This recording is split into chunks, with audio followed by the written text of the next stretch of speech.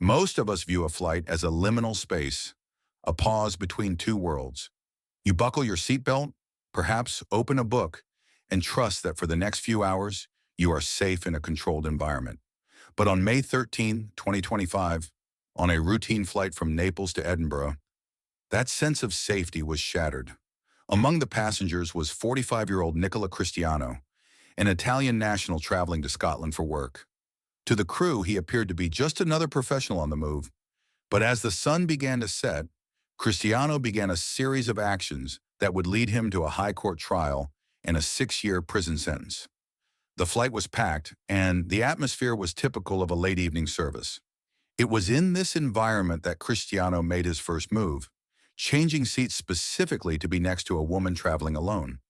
What followed was a harrowing display of persistence. According to court records, he repeatedly grabbed the woman by the hand and neck. The victim did what we are all told to do. She said no repeatedly. Even Cristiano's own defense counsel would later admit in court that he heard her refusal and acknowledged his physical persistence. Despite her protests, he attempted to grope her and force physical contact. The turning point came when Cristiano finally moved to another part of the aircraft.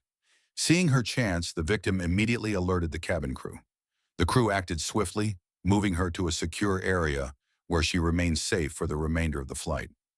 When the aircraft touched down in Edinburgh, the local police were already waiting on the tarmac. Cristiano was arrested immediately. While he maintained his innocence regarding the most serious charges, the physical evidence told a different story. DNA was found on the victim's face that directly linked him to the assault. Judge Alison Sterling was clear in her judgment, sentencing Cristiano to 6 years behind bars. She noted that the assault had left a lasting effect on the woman's sense of safety. She no longer feels comfortable traveling alone and has struggled with the trauma of the ordeal. Nicola Cristiano will be deported back to Italy upon his release, where he will remain under notification requirements for an indefinite period.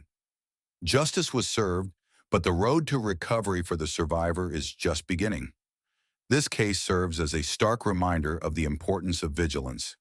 Justice was served, but for the victim, the journey toward healing continues.